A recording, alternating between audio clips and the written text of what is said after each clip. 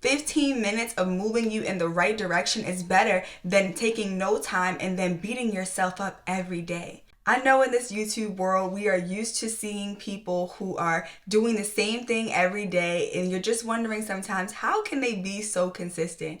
Do they ever have a day where they just fall off their routine, they lay on the couch like a couch potato and sleep the day away? Yes, those days really exist. Even as a productivity coach, sometimes I fall off my routine. In this video, I want to tell you how to get back on track because that's what's most important. There are a million reasons why we fall off our routine. Sometimes life just happens. You have unexpected changes at your job. Sometimes you have changes in your family. Sometimes you have changes in your own body. Being a woman means that you have your cycle and you're on it for pretty much most of the month, whether it's hormonal changes, emotional changes, physical changes like fatigue. There are so many factors that affect our consistency, and we really need to start giving ourselves grace. Yes, I know that we're all trying to become the best version of ourselves. Maybe there was even a version of yourself that you're trying to get back to, but the best thing that you can do is simply get back on track.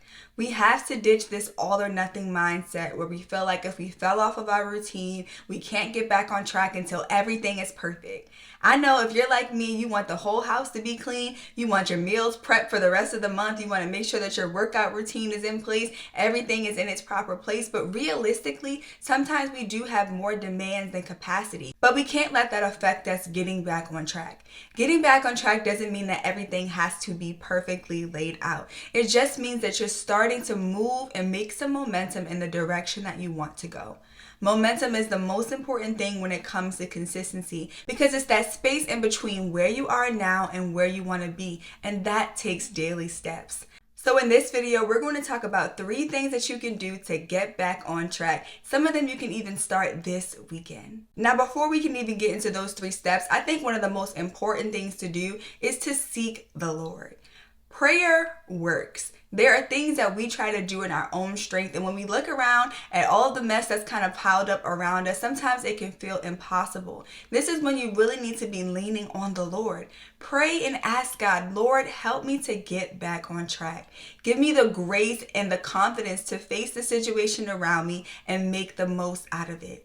This is a realistic perspective that we need to have because, again, sometimes things can pile up so high that we get so discouraged and overwhelmed that we don't even make those steps. So we need God to renew our confidence. We need Him to renew our strength and help us to get focused. It's hard to see what's a priority when everything else around you feels like an emergency. So God can help to clarify your perspective so you can see where you need to start. Now, once you pray, you can move into step 1 to get back onto your routine, which is changing your eating. Listen, I'm not saying that you need to go out and have all your meals prepped for a month, but food plays a heavy role in the way that we're able to show up.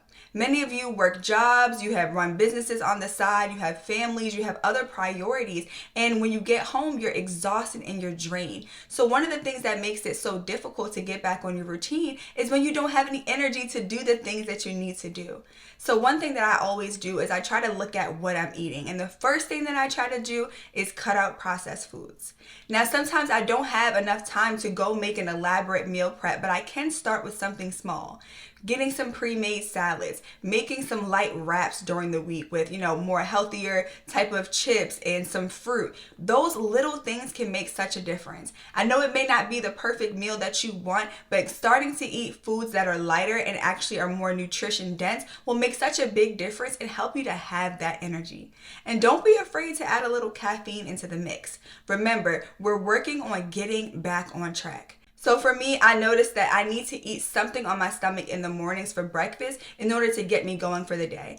I don't usually drink caffeine, and I didn't think that fruits were going to give me enough energy for the day. But surprise, surprise, one of my friends told me to just start eating apples in the morning and that would give me enough energy. And sure enough, it did. Was I a big apple girl in the morning before? No. I loved a good savory breakfast, and that's wonderful if you have the time to make it. But if you don't, some oatmeal, an apple, something like that, rice cake, whatever, a granola bar, fruit bowls, whatever you can do to get something on on your stomach is going to make such a big difference. It's going to be really hard for you to have energy during the day if you're not starting your day off with something nutrition dense. If you're starting your day off with a McDonald's breakfast sandwich and hash browns and all that stuff, that's going to weigh you down during the day and make it hard for you to focus. So think about, what is something light that I can prep this weekend in preparation for next week that will help me to start my week off on the right foot.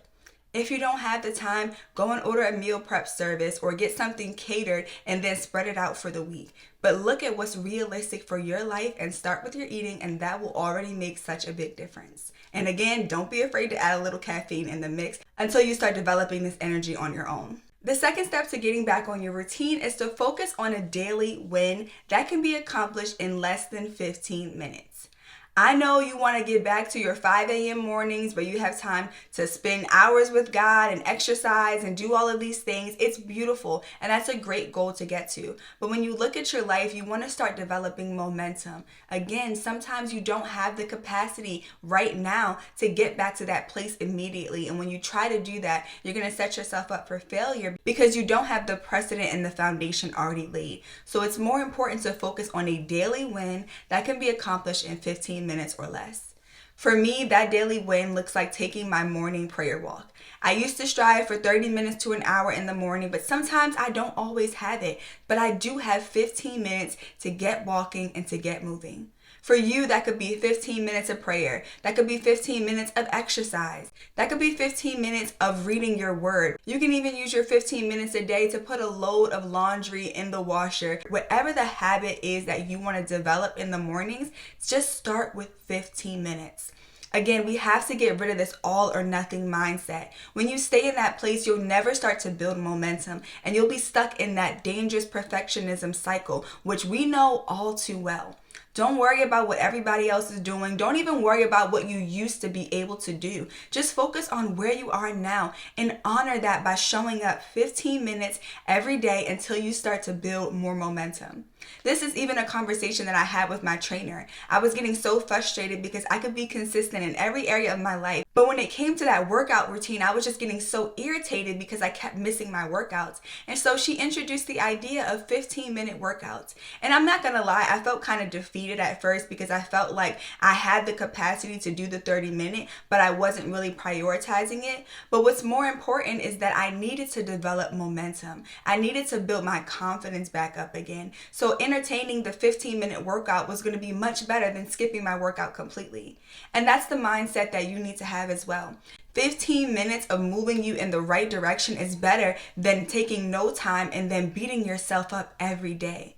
We need to change the way that we talk to ourselves, and in order to do that, we need to start having these daily wins. Next thing you know, you're building confidence and you're ready to add on more tasks as you go. So for you, what is the 15-minute daily win that you're going to start tracking this week? Let me know down in the comments. Now, the last thing that you can do to get back on your routine is to temporarily sacrifice your weekends for cleaning. Listen, I know that we would all love to be able to come home and start deep cleaning our space and resetting it every single day, but the reality is that we're tired, and that is okay. So sometimes you have to sacrifice maybe 1 or 2 weekends a month to do a deep clean and only focus on that. Now, I think it's sometimes unrealistic to clean your entire house in a day, so I do recommend starting with the priority areas. That is the kitchen, the bathroom, and your bedroom.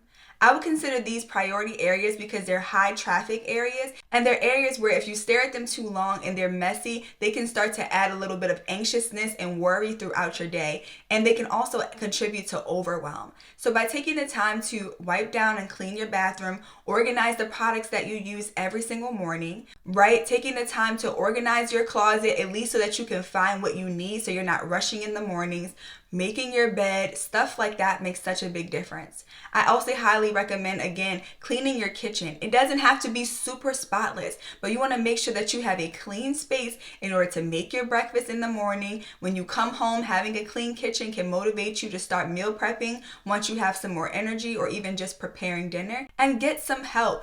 Involve the kids, involve your husband. If it's just you, tackle it one day at a time, right? The weekends are time where, yes, we need to rest, but get some caffeine in the morning. Push yourself in the morning so that you can rest in the afternoon. And remind yourself of the benefit of what it's going to feel like when you wake up on Monday morning and you have a clean kitchen, a clean bathroom, and you have a clean bedroom.